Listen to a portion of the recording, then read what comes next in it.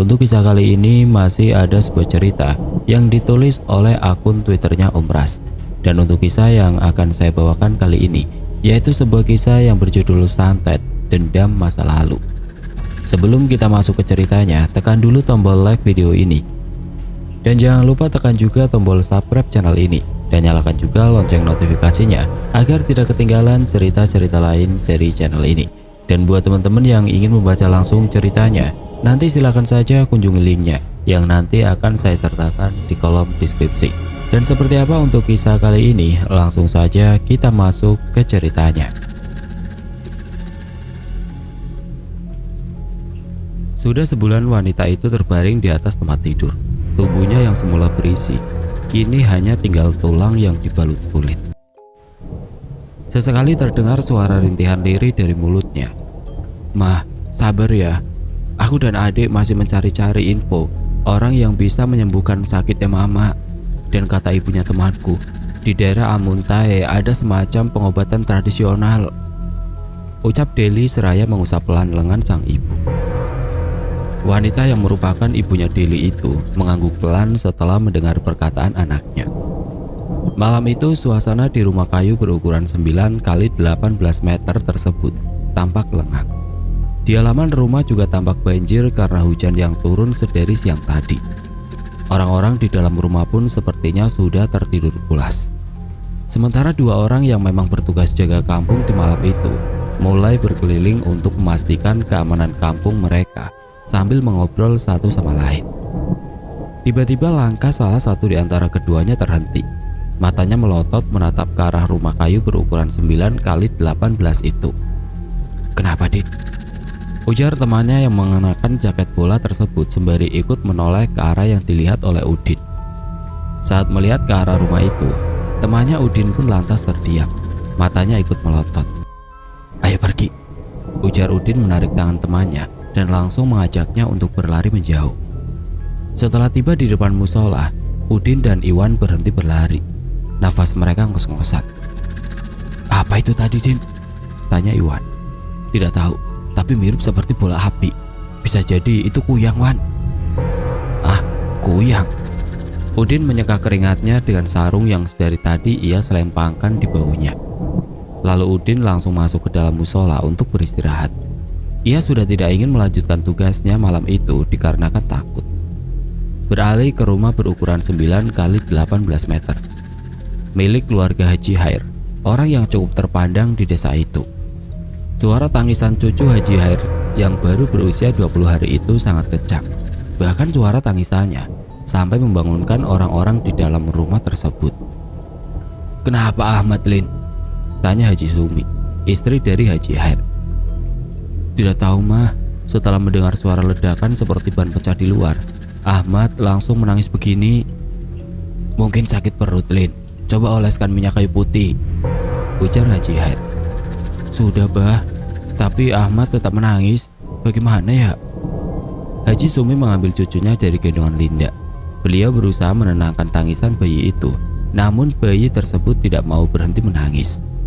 Malah kini suaranya terdengar parau akibat terlalu lama menangis. Disodorkan susu pun ia tidak mau. Entah apakah yang sedang dirasakan oleh bayi itu. "Tapi bagaimana kita akan membawa mama ke Amuntai, Kak? Sementara pekerjaanku di sini masih menumpuk. Kalau tidak diselesaikan, pasti aku akan langsung dipecat," ujar Andi. "Kalau memang begitu, biar aku yang pergi membawa mama. Aku akan minta tolong pada Arman," kata Deli dengan nada meninggi. "Ini mama kita, Kak. Sementara Arman itu hanya pacar kakak. Dan aku minta kakak jangan terlalu melibatkan dia ke dalam masalah keluarga kita." "Tidak ada masalahnya. Lagi pula apa kamu gak mikir bagaimana aku akan mengurus mama seorang diri di perjalanan ke sana? Padahal kamu tahu keadaan mama bagaimana, kan?" Andi mengalah. Ia menyetujui kakaknya pergi ke Amuntai membawa sang ibu dengan ditemani oleh Arman, kekasih kakaknya itu. Namun pada malam harinya itu, keadaan sang ibu mendadak menurun drastis. Ibunya terus merintih dan meracau aneh, hingga membuat Deli dan Andi memutuskan untuk langsung membawa ibu mereka ke rumah sakit. Walau sebelumnya ibu mereka juga pernah dibawa ke rumah sakit, tetapi karena dokter menjelaskan dan memberitahu hasil ronsen ibu mereka waktu itu yang tidak masuk akal, sehingga membuat keduanya sudah tidak mau lagi membawa sang ibu ke rumah sakit. Hasilnya pasti salah. Mana mungkin di dalam tubuh mama ada paku dan beling. Memangnya mama saya kesurupan kuda lumping sampai makan beling dan paku begitu? Ujar Deli waktu itu marah pada dokter. Mana ambulannya, Dik? Kasihan mama, Dik. Isak Deli sambil terus mendekap tubuh ibunya. Tiba-tiba wanita itu terbatuk dan dari mulutnya menyembur darah kental berbau busuk yang bercampur dengan beberapa ekor belatung. Andi, teriak Deli histeris. Baju Deli basah kena darah dan beberapa belatung itu berjatuhan ke atas kasur. Andi panik, ia tidak tahu harus berbuat apa. Jijik dan takut bercampur aduk ia rasakan. Sirene ambulan terdengar mendekat ke arah rumah mereka, dan tidak lama kemudian beberapa petugasnya langsung masuk ke dalam rumah untuk menjemput ibunya Deli. Deli duduk di samping ibunya. Ia terus menangis. Darah berbau busuk yang masih menempel di bajunya tidak lagi ia hiraukan. Cepat, Pak, ujarnya pada sopir ambulan tersebut. Sementara Andi masih berada di rumah. Wajahnya terlihat pucat begitu melihat belatung-belatung itu menggeliat-geliat di kasur ibunya. Brak! Terdengar suara seperti benda jatuh di atas atap rumah yang membuat Andi kaget. Suara apa itu? Gumam Andi. Matanya terus menatap ke atas plafon. Belum sempat mengetahui asal muasal suara tersebut, Andi langsung teringat akan ibunya yang sedang dalam perjalanan ke rumah sakit, dan ia harus segera menyusul ke sana. Setelah mengambil kunci motornya, Andi lantas bergegas keluar rumah. Ia mengendarai motornya dengan kecepatan tinggi. Tidak disangka dan entah bagaimana, tiba-tiba saja seekor burung hantu melintas di depannya. Burung itu terbang rendah hingga membuat Andi tidak bisa mengelaknya. Dan burung itu kemudian jatuh ke jalan, menggelepar-gelepar karena tertabrak oleh Andi. Sial, umpat Andi. Lalu tanpa memperdulikan burung itu, ia kembali tancap gas melanjutkan perjalanannya. Sesampainya di rumah sakit, ia melihat kakaknya yang menangis terseduh-seduh di kursi. Bagaimana keadaan mama, Kak? Tanya Andi. Deli menggeleng. Ia menyeka air matanya menggunakan punggung tangan. Dipeluknya sang adik untuk sekedar menenangkan dirinya. Kita berdoa saja, Kak. Semoga tidak terjadi hal buruk pada mama. Tidak berapa lama kemudian, dokter yang menangani ibu mereka keluar. Wajahnya tampak sendu. Maaf, kami sudah berusaha, tapi takdir berkata lain. Ibu kalian meninggal dunia. Deli terjatuh karena kakinya yang seketika gemetar dan seolah tidak lagi mampu menahan beban tubuhnya. Ia menangis histeris. Kenangan indah bersama ibunya dulu langsung terbesit diingatan, membuat Deli semakin bersedih. Saat pemakaman, ada beberapa ibu-ibu yang bergosip di teras, dan tidak sengaja Deli mendengar apa yang dikatakan oleh ibu-ibu itu. Sepertinya dia disantet, Bu, ujar ibu-ibu yang memakai daster hitam bermotif bunga. Saat mereka menyadari keberadaan Deli, ibu-ibu itu pun langsung bubar. Di tempat yang berbeda namun di waktu yang sama, di rumah Haji Hair, terlihat juga ada bendera kematian. Ternyata cucu beliau yang usianya tidak sampai sebulan itu telah meninggal dunia. Kemarin waktu kami keliling kampung, kami melihat ada seperti bola api merah melayang di area rumah Pak Haji. Saya rasa itu kuyang, dan kemungkinan kuyang itu yang mengganggu cucu Pak Haji, ujar Udin. Jangan keras-keras, nanti didengar Pak Haji. Kamu kan tahu beliau itu orangnya bagaimana. Beliau gak akan percaya dengan yang begituan, tegur Syahrul. Din menggaruk tengkuknya yang tiba-tiba terasa gatal. Raut wajahnya seketika berubah dan kepalanya langsung menunduk kala melihat Haji Hair keluar. Hari-hari berlalu. Di rumahnya, Deli masih bersedih dengan kepergian ibunya. Pekerjaan yang seharusnya dia kerjakan menjadi terbengkalai selepas kematian ibunya. Andi dan Arman sudah membujuknya dan menasihati supaya Deli bisa ikhlas dan melupakan ibunya. Namun tentu tidak semudah itu bagi Deli. Beralih ke rumah Haji Hair. Saat itu Haji Sumi tengah makan, namun tiba-tiba ia merasakan seperti ada bau busuk yang menyengat di sekitarnya. Bau busuk itu mirip seperti bangkai hewan, namun tidak diketahui dari mana asalnya. Kenapa? Tanya Haji Her yang melihat gelagat istrinya itu. Abah, mencium bau busuk tidak? Sepertinya ada tikus mati nih. Haji Her mengendus-ngendus ke sekitarnya, lalu kemudian ia menggeleng. Tidak ada bau apa-apa. Haji Sumi mengerutkan alisnya. Masa cuma aku yang mencium bau busuk ini? Gumamnya. Siti. Iya mah, jawab Siti, menantu dari Haji Sumi. Kamu merasa ada bau busuk tidak? Iya mah, baunya sudah ada sejak tadi malam. Nah kan, berarti bukan cuma aku yang mencium baunya. Oh ya Siti, Linda sudah makan? Sudah mah, tadi makan bareng aku, jawab Siti. Syukurlah. Haji Her dan Haji Sumi memiliki 3 orang anak laki-laki. 2 sudah berkeluarga dan yang bungsu masih kuliah. Mama khawatir dengan Linda, Ti. Kasihan dia. Kamu temanilah dia ya. Jangan dibiarkan seorang diri, pesan Haji Sumi pada Siti. Siti mengangguk sambil tersenyum. Karena bau busuk itu semakin menjadi, akhirnya Haji Sumi memutuskan untuk mencari sumber penyebab bau tersebut. Namun hampir 1 jam mencari, sumber bau busuk itu tidak juga ditemukan. Malam harinya ketika seluruh keluarga sudah berkumpul di ruang makan tanpa meja itu, mereka dikagetkan dengan lauk pauk berulat yang padahal baru tadi sore dimasak.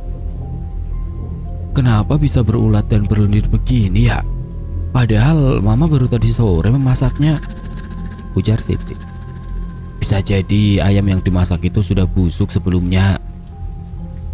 Tidak mungkin, Mbah, karena ayamnya masih segar. Bahkan pas aku belinya tadi, itu ayam masih hidup dan dipotong langsung sama pemiliknya, bantah Haji Sumi. Tidak hanya sampai di situ, keanehan terus berlanjut dengan munculnya ular di dalam rumah. Kemarin dentuman. Setelah itu bau busuk yang sampai sekarang tidak kita ketahui asalnya. Lalu lauk pauk yang baru dimasak malah berulat. Habis itu ada ular di dalam rumah. Dan sekarang mama tiba-tiba sakit, ujar Siti pada Linda saat mereka berkumpul di pelataran rumah. Kamu merasa aneh nggak? Kalau aku merasa ini sangat aneh dan sepertinya memang ada orang yang berniat tidak baik pada keluarga kita, lanjut Siti. Linda menghela nafas panjang. Entahlah Ti, tapi bisa saja kan ini hanya kebetulan saja. Kalau ular masuk rumah kan wajar, sebab sekarang musim penghujan. Siti, panggil Haji Her dari dalam rumah. Bergegas Siti dan Linda masuk ke dalam rumah menghampiri kamar Haji Sumi dan Haji Her. Kenapa, Bah? Tanya Siti. Ini mama kalian katanya punggungnya sakit. Siti langsung mendekat dan duduk di samping tubuh Haji Sumi yang terbaring. Sakit bagaimana, Mah? Tanya Linda dan Siti bersamaan. Seperti ada yang menggigit, rasanya nyut-nyutan. Coba kamu lihat, barangkali di kasur ini ada sesuatu, ujar Haji Sumi. Siti lantas mulai mengecek kasur dan selimut yang dipakai mertuanya itu. Namun tidak ada apa-apa di situ. Tidak ada apa-apa, Mah. Mungkin itu tadi hanya perasaan mama saja. Tidak, Ti. Aduh, nah tuh kan, punggung mama ada yang menggigit lagi. Namun lagi-lagi setelah dicek tidak ada apa-apa di punggung Haji Sumi. Karena beliau terus-terusan mengeluhkan kalau ada yang menggigitnya, akhirnya oleh Siti dan Haji Her, tubuh Haji Sumi dipindahkan ke ruang depan yang lebih terbuka. Sementara mereka membersihkan kamar dari binatang penggigit yang tidak diketahui itu. Duh, di sini pun aku kena gigit juga. Siti, Siti, teriak Haji Sumi mulai marah-marah. Iya, Mah, jawab Siti sambil berlari mendekat. Coba cari betul-betul binatang itu, Siti. Mama kena gigit lagi nih. Siti menatap Haji Her. Tidak ada binatang apa-apa, itu hanya perasaanmu saja. Siti, kamu tolong panggilkan mantri ya, suruh Haji Her pada menantunya itu. Enggak, Bah. Oleh Pak Mantri, Haji Sumi disuntik dan diberikan obat. Dan untungnya setelah obat itu bekerja, Haji Sumi bisa tertidur dengan nyenyak malam itu. Tetapi Haji Sumi akhirnya terbangun karena suara kucing berkelahi tepat berada di bawah rumah. Cukup lama sekali kucing itu berkelahi, diusir dan disiram air tidak menghentikan perkelahian mereka. Bahkan Haji Her sampai memukul lantai untuk menakut-nakuti kucing tersebut. Tapi tetap saja kucing-kucing itu seperti tidak mau tahu. Hingga akhirnya Haji Her harus keluar rumah untuk mengusir mereka. Saat senter yang dipegang Haji Har menyorot ke bawah rumah, terlihatlah 2 ekor kucing hitam dengan mata merah menyala menatap Haji Har yang saat itu masuk ke bawah rumah untuk mengusir mereka. Astagfirullahaladzim. Wis, pergi, wis. Untungnya setelah itu kedua kucing hitam tersebut akhirnya pergi. Namun baru saja semuanya kembali tenang. Tiba-tiba Haji Sumi berteriak histeris seperti orang ketakutan. Dan ketika ditanya, Haji Sumi malah menunjuk ke bagian pojok kamar dengan mata yang tertutup. "Kenapa, Mah?" tanya Siti. "Itu, Ti, itu ada hantu di situ." "Nggak ada apa-apa, Mah, di situ." Semakin hari keadaan Haji Sumi semakin aneh. Ia juga kerap kali mengeluhkan ada lipan di dalam kamar mandi yang padahal oleh anggota keluarga lainnya tidak terlihat. Bahkan suara kucing berkelahi di bawah rumah hampir tiap malam terdengar di waktu yang selalu sama. Dan suara burung kangkulai juga terdengar semakin dekat dengan rumah. Suara burung yang dipercaya sebagai pertanda kematian seseorang atau tidak lama lagi akan ada seseorang yang meninggal dunia. "Aduh, perutku sakit sekali. Coba periksa. Lihat ini, seperti ada lubang di perutku. Aduh," merintih Haji Sumi. Seluruh anggota keluarga tentu saja bingung karena mereka sama sekali tidak melihat adanya lubang di perut Haji Sumi seperti yang beliau keluhkan.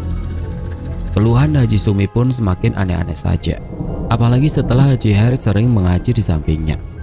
"Bah, apa tidak sebaiknya kita bawa ke rumah sakit saja?" tanya suami Siti yang merupakan anak kandung dari Haji Har dan Haja Sumi. Sebelum menjawab pertanyaan anaknya itu, Haji Har terlebih dulu menarik nafas panjang. "Akhir-akhir ini banyak sekali keanehan-keanehan yang terjadi di rumah ini. Abah rasa itu bukan hanya kebetulan semata. Berat hati Abah mengatakan kalau keluarga kita ada yang mengirimkan sesuatu. Entah siapa. Yang pasti yang saat ini Abah rasakan ialah maksud dan tujuan orang itu tidak lain ingin membunuh keluarga kita satu persatu," ujar Haji Har. Siti menatap Linda yang berdiri di sampingnya. "Lalu apa yang harus kita lakukan?" "Kalian tenang saja, Abah akan mencari solusinya. Dan berhubung kamu sudah pulang, jadi Abah akan berangkat malam ini. Karena setelah yang terjadi akhir-akhir ini, berat rasanya meninggalkan para perempuan sendirian di rumah tanpa laki-laki," ujar Haji Har. Dan malam itu juga setelah berkata demikian, Haji Har pun mulai bersiap-siap. Beliau berangkat dengan menaiki motor Supra yang sebagian tebeng-tebengnya sudah tidak ada lagi. Beliau menyusuri jalanan desa dengan aspal yang berlubang itu. Sesekali beliau saling sapa dengan para bapak-bapak yang sedang ronda malam. Hingga akhirnya motor beliau pun keluar dari jalanan desa dan mulai memasuki jalanan setapak yang dikelilingi pepohonan karet. Gelap dan hanya terdengar suara-suara binatang malam yang saling bersautan. Anehnya, motor yang tadinya ringan mendadak terasa berat seperti sedang membonceng seseorang. Memang, di sekitar area itu merupakan tempat yang sering terjadi penampakan. Makanya orang-orang sangat jarang pergi lewat jalan itu sendirian di malam hari. Biasanya mereka yang terpaksa melewati jalan itu di malam hari akan pergi secara berombongan, kurang lebih sekitar 4-6 orang. Haji Har terus membaca surah Al-Falaq hingga perlahan-lahan rasa berat di motornya itu menghilang. Setelah menempuh 7 km perjalanan melewati jalan setapak itu, akhirnya Haji Har pun keluar dari jalanan tersebut. Kini beliau berbelok dan mulai memasuki jalanan desa yang dituju. Kebun pisang di tanah kosong yang berada di samping jalan itu membuat bulu kuduk meremang. Dari rimbunan pohon pisang tersebut terasa seperti ada sesuatu yang tengah memperhatikan beliau. Namun Haji Har berusaha untuk tetap tenang dan kemudian dipacunya motor tua itu agar larinya semakin kencang. Hingga tidak lama kemudian, beliau mulai melihat lampu-lampu yang berasal dari rumah-rumah warga. Gas motor sedikit dipelankan ketika mulai memasuki kawasan rumah warga. Motor Haji Har semakin melambat ketika sudah mendekati sebuah rumah dengan bangku panjang berada di halaman rumahnya. Pencahayaan di rumah itu sangat minim, berbeda dengan rumah-rumah warga lainnya. Tak tak tak, tidak ada sautan dari dalam rumah. Tak tak tak, hening. Haji Har berusaha mengintip ke dalam rumah melalui celah papan yang sedikit renggang. Namun ia sama sekali tidak bisa melihat apapun yang ada di dalam rumah. Karena sudah kepalang tanggung, akhirnya beliau pun memutuskan untuk menunggu terlebih dulu. Mungkin saja si pemilik rumah tidak ada di dalam saat itu. Dan benar saja, setelah setengah jam berlalu terlihat dari kejauhan, dua orang memasuki halaman rumah dengan membawa masing-masing senter di tangannya. Assalamualaikum. Waalaikumsalam. Loh, Hair, kenapa malam-malam kemari? Tanya sosok lelaki tua tersebut sambil tersenyum. Saya begini. Saya meminta tolong. Silahkan masuk, ceritakan di dalam saja. Tanpa banyak basa-basi, Haji Hair lantas menceritakan tentang apa yang terjadi di rumah akhir-akhir ini dan istrinya yang mendadak jatuh sakit. Baiklah, kau tunggu sebentar. Aku ambil barangku dulu. Habis itu, kita pergi ke rumahmu. Haji Hair mengangguk. Wajahnya yang tadi tampak gelisah kini terlihat lebih tenang. Tidak berapa lama kemudian, mereka berdua pun berangkat menuju rumah Haji Hair. Sunyinya jalanan yang dilalui tidak begitu dirasa. Hingga kemudian mereka berdua melewati jalanan hutan karet itu.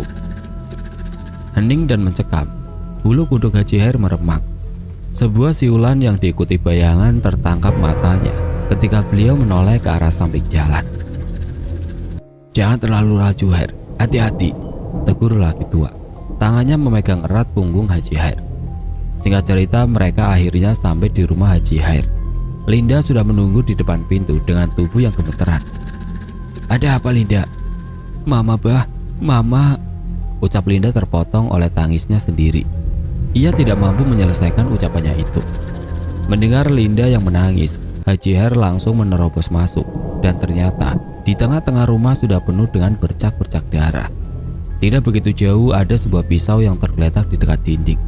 Sementara di dalam kamar Haji Sumi dipasung dan dipeluk erat oleh anak lelaki mereka. Beliau mengamuk dan mengatakan sesuatu hal yang tidak dimengerti. Astagfirullahaladzim, ucap lelaki tua lantas mendekat ke arah Haji Sumi. Tenang ya, tenang, aku akan mencoba mengobatimu. Haji Sumi mengangguk. Beliau menangis terisak. Si lelaki tua lalu menuangkan air di dalam botol dan kemudian air itu dibacakan doa. Minumlah. Anehnya, setelah meminum air doa tersebut, Haji Sumi perlahan-lahan menjadi tenang.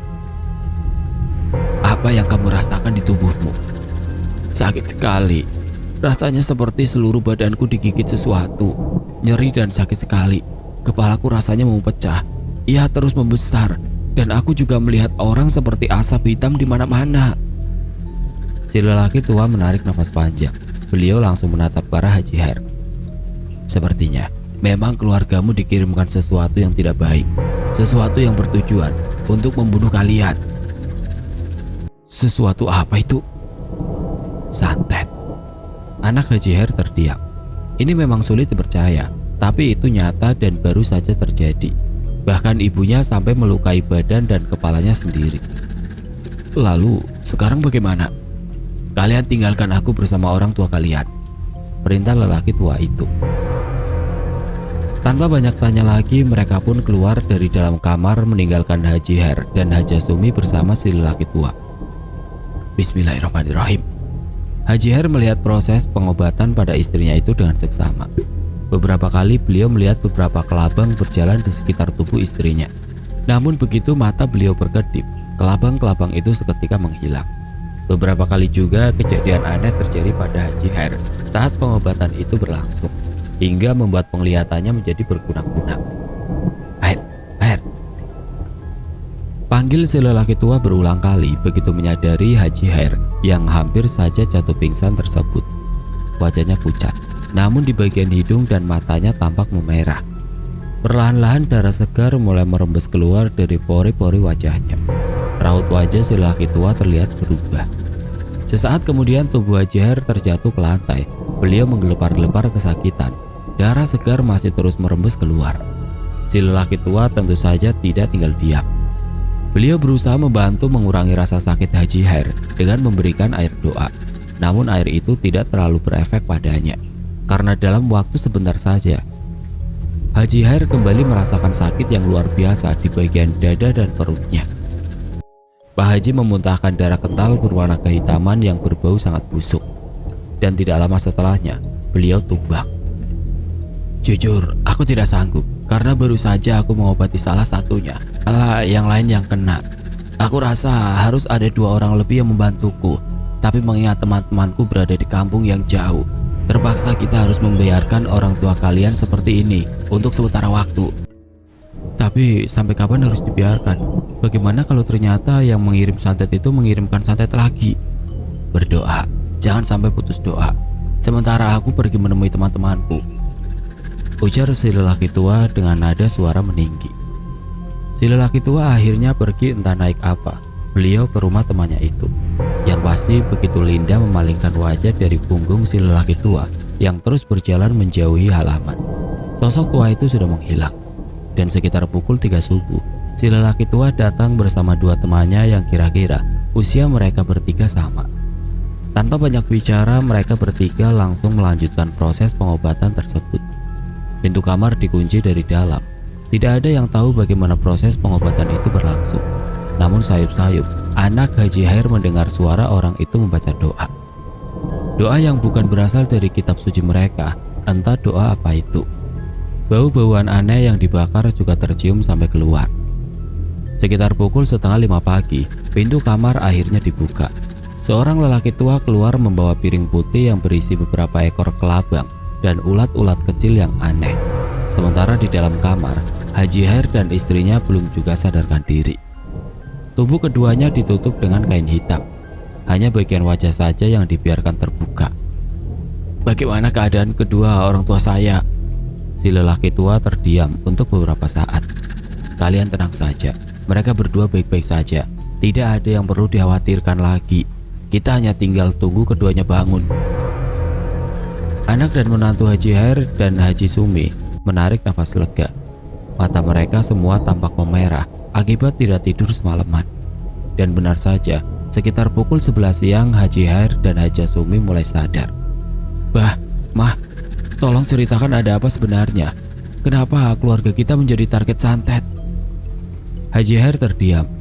Beliau yang masih merasakan lemas di tubuhnya itu hanya bisa menggeleng, sebab beliau pun tidak tahu apa-apa. Orang yang mengirim santet pada keluargamu itu adalah orang yang pernah sakit hati dengan kalian, dendam masa lalu terhadap kalian. Aku yakin di antara kalian tahu siapa pengirimnya, karena orang ini sangat melekat di ingatan kalian. Tugas kami hanya membantu, jadi aku tidak menceritakan apa-apa pada anakmu. Mungkin kalian sendiri yang akan menceritakannya pada mereka. Alis Haji Hair mengerut.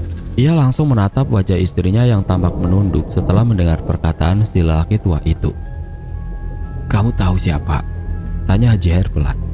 Haji Sumi mengangguk. Air matanya langsung menetes dan dalam sekejap saja ia mulai menangis sesegukan. Siapa? Imah. Mendengar nama itu lagi-lagi alis Haji Hair mengerut. Kenapa Imah? Aku tidak paham. Untuk beberapa saat hening. Orang-orang di dalam kamar itu masih menunggu jawaban dari Haji Sumi yang masih menangis sesegukan. Kurasa dia marah karena uang yang seharusnya aku bayarkan padanya malah aku gunakan untuk membantu Mama Deli. Dan karena uang itu terlambat aku bayarkan, akhirnya anak Ima yang paling kecil itu meninggal. Dengar jawaban istrinya itu, Haji Hair terhenyak kaget dan tidak menyangka.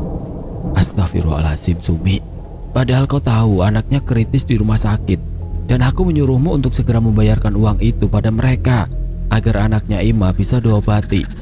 Tapi Allahu Akbar. Haji Sumi semakin menangis mendengar perkataan suaminya itu. Menyesal tentu saja. Karena kelalaianmu terhadap amanah yang aku berikan, anak Ima sampai meninggal. Aku benar-benar kecewa. Aku minta maaf. Aku benar-benar menyesal setelahnya. Anak dan menantu Haji Hair pun terdiam, tidak ada yang berani berbicara. Tapi jelas sekali terlihat raut kekecewaan pada wajah anaknya. Saudaramu gunakan untuk apa semua uang itu ah? Apa kepentingan saudaramu itu melebihi kepentingan Ima hingga kamu berikan uang itu padanya? Uang yang bukan hak kalian, bukan hak kita. Waktu itu adik ipar Mama Deli mau menikah dan Mama Deli malu untuk menghadiri acara tersebut karena tidak memiliki apa-apa untuk dipakai ke acara itu. Dan dia terus merengek meminjam uang padaku untuk dibelikan emas dan berjanji akan memulangkan uang itu 3 hari setelah acara selesai.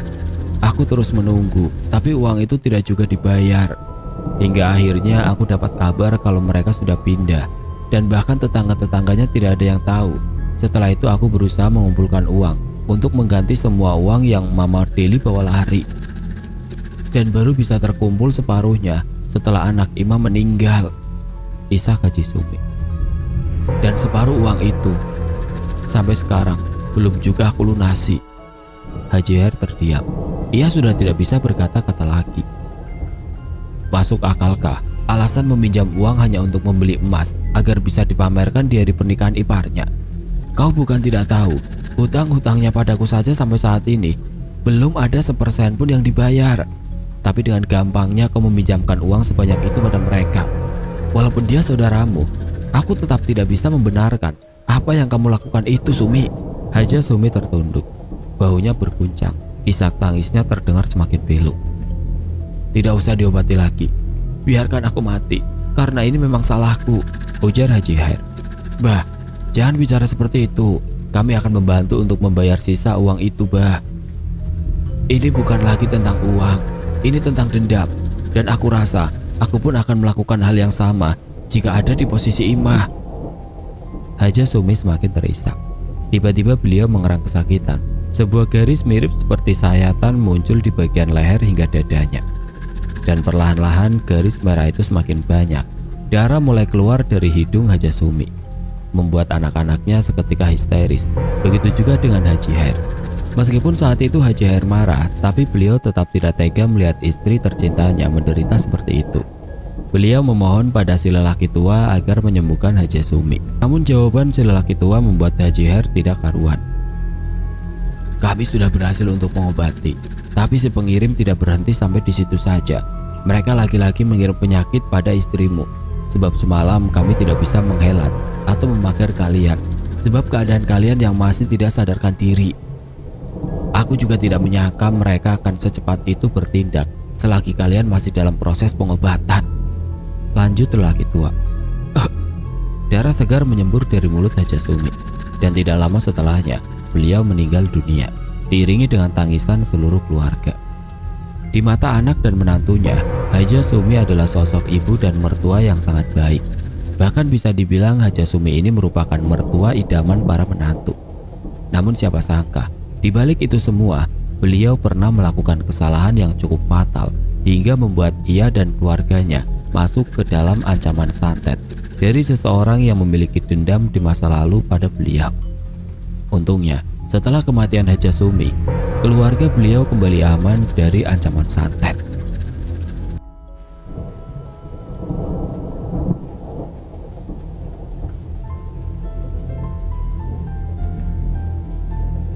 Oke teman-teman, sekian untuk kisah kali ini.